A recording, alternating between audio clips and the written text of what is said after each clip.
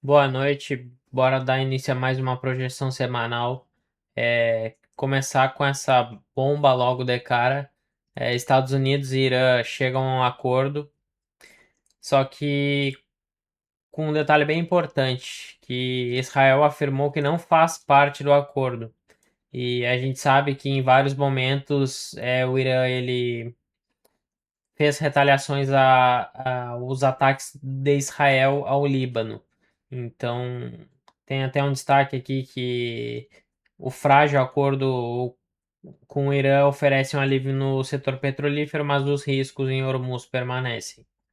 A gente sabe que é, essas coisas giram em torno de uma linha bem tênue, então ainda é um cenário de bastante incerteza. A princípio, esse acordo ele tá para ser assinado na sexta-feira, mas a gente sabe que as coisas podem mudar num piscar de olhos. A gente tem algumas, algumas coisas bem importantes em relação a esse acordo. É, uma delas que o Trump afirma que o Estreito de Hormuz ele vai estar livre de pedágios permanentemente, que o Irã ele queria propor pedágios no Estreito de Hormuz, que por si só iria afetar as cadeias de suprimento como um todo, principalmente a logística. Isso iria gerar impactos na inflação a médio e longo prazo. Outro detalhe importante que o Trump falou que se o Irã não cumprir o acordo nuclear final com os Estados Unidos, ele vai retomar os ataques militares. Então, como a gente pode ver, bem, é um ambiente bem frágil que a gente só vai ter uma certeza depois que realmente acontecer. Então, até sexta-feira a gente tem bastante chão ainda. Na semana passada, os dados mais importantes que tiveram foram os dados da inflação, tanto ao consumidor quanto ao produtor.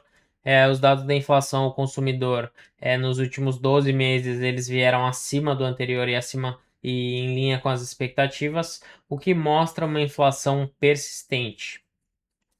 E o índice de inflação ao produtor, o anual também, ele veio um dado bem estourado, bem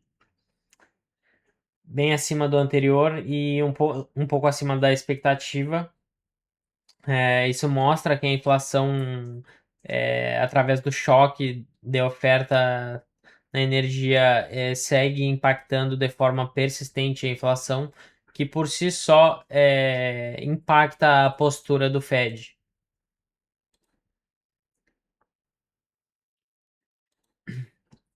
E essa semana, o dado mais importante da semana vai ser a decisão das taxas de juros dos Estados Unidos na quarta-feira.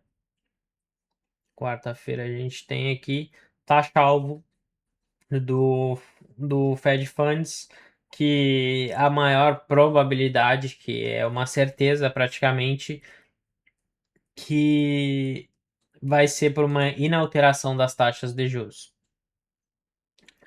O resto da semana ele tá bem calmo, não tem dados de muita relevância e que tendem a chacoalhar os mercados de forma muito abrupta. Então, o mercado ele vai estar de olho na decisão da taxa de juros e o guidance que vem logo após na coletiva da imprensa.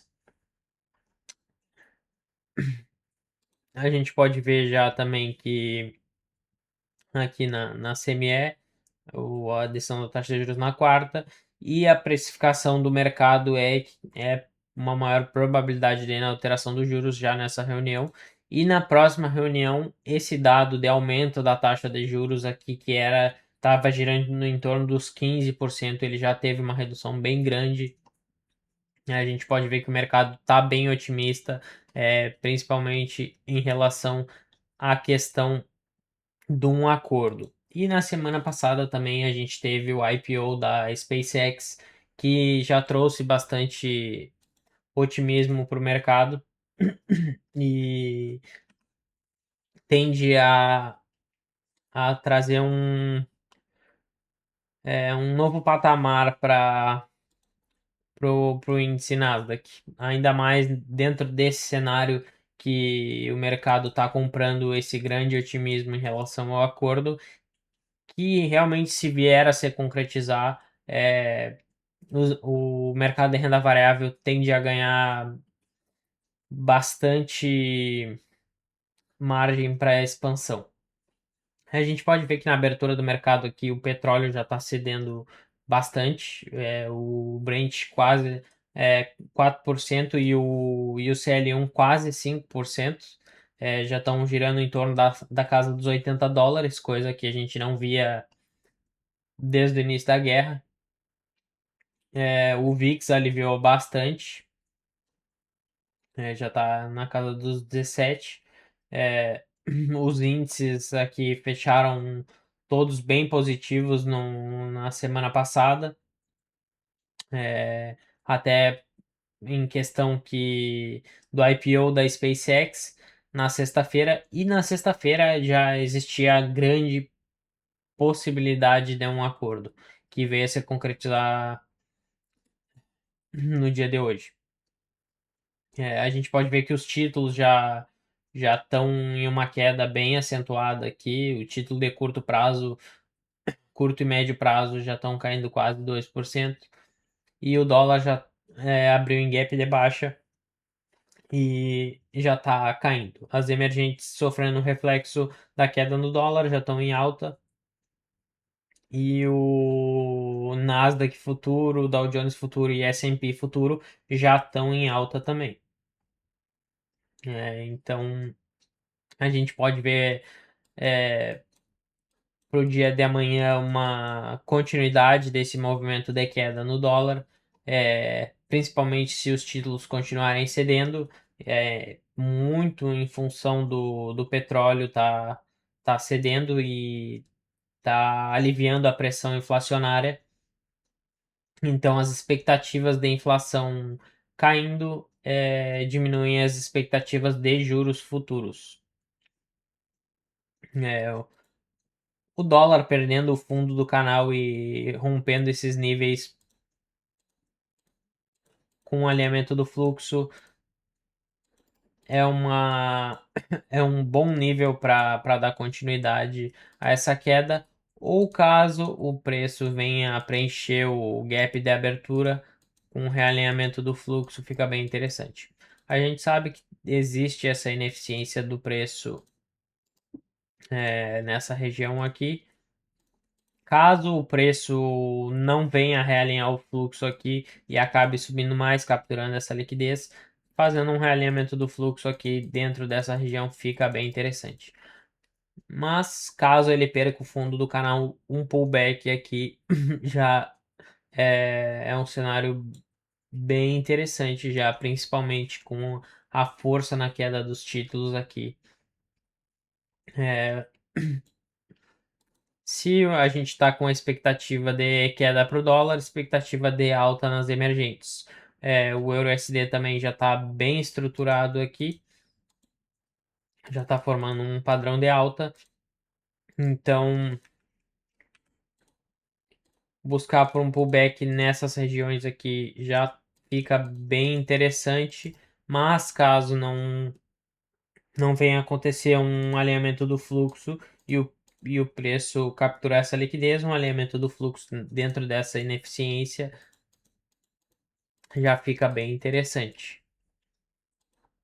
E caso o preço siga subindo após o rompimento desse topo que deu início a esse range de baixa, um realinhamento do fluxo dentro de um nível de demanda já se torna bem interessante para dar continuidade ao movimento de alta. O ouro agora. Com alívio no petróleo e alívio nos títulos, o ouro tende a ganhar mais espaço. Ele já está com uma estrutura de alta bem interessante aqui. A gente pode procurar por posicionamentos comprados nessa região de pullback, caso o preço faça um realinhamento do fluxo. mas pode ser bem interessante depois que o preço capturar essa piscina de liquidez aqui, principalmente nessa região de pullback aqui, junto com essa ineficiência do preço. Caso o preço venha muito forte e rompa esses níveis, com o realinhamento do fluxo, a gente pode buscar por posições compradas. Ou o mesmo cenário do euro, porque os metais, principalmente quando eles começam a ganhar espaço e tração, eles fazem correções bem rasas, pullbacks bem curtos. Então a gente pode ver continuidade desse movimento de alta, leves acumulações, captura de liquidez dentro dos próprios movimentos e continuidade. Então, tudo depende de como que o preço vai se mover e a gente vai reagir conforme a estrutura e o direcional que o preço estiver nos mostrando. Já em relação aos índices, otimismo. Como a gente viu ali, os índices futuros aqui já estão em alta. O Nasdaq já abriu em gap de alta, já está indo subindo em linha reta, é, a- existe uma grande probabilidade dele vir renovar essa máxima. Ele já rompeu esse nível aqui que o preço estava estruturou esse range de baixa, só que com a abertura do IPO da SpaceX e agora essa questão do acordo de paz, o índice tende a ganhar bem mais tração. A gente pode ver as empresas de tecnologia ganhando bem mais força. É, então amanhã os índices a gente opera na abertura após a abertura do mercado. É, então vai depender muito de como o índice vai se movimentar durante a madrugada, agora o índice futuro. Existe esse gap de abertura, então o preço ainda pode corrigir dentro dessas regiões, preencher esse gap de abertura e dar continuidade a esse movimento de alta. E caso o preço siga subindo em linha reta, a gente pode buscar por pullbacks mais rasos aqui, dependendo do otimismo e dependendo de como que o mercado vai estar no dia de amanhã, porque como eu já reforcei essa ideia de que o acordo ele ainda não se concretizou, ainda é algo bem frágil, é um cenário bem frágil, e ainda mais com o Trump já falando que se o Irã não cumprir com algumas coisas dentro do acordo, ele tende a retomar a ação militar. E a gente já viu isso acontecendo antes. O Irã dando uma retrucada ali e não aceitando alguns termos do acordo e havendo uma reescalada dentro do conflito. Então, o índice ainda pode fazer uma correção mais profunda, vir buscar esses níveis de ineficiência e realinhar o fluxo. Mas com esse otimismo que o mercado está, é algo bem mais difícil. A maior probabilidade é que ele dê continuidade a esse movimento de alta com pullbacks mais rasos e tende a ganhar mais tração dentro do cenário atual. O S&P é a mesma coisa.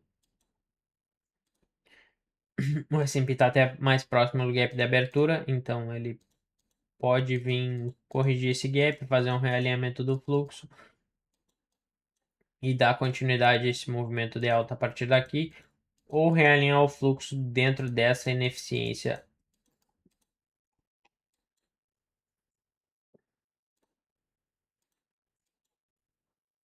ou dar continuidade ao movimento de alta, romper a máxima e dar continuidade ao movimento de expansão. A projeção para o início da semana foi essa. O mercado está tá bem otimista, bem direcional. Vamos esperar como vai ser a reação do mercado ao longo da semana. Boas análises, estamos junto, até a próxima.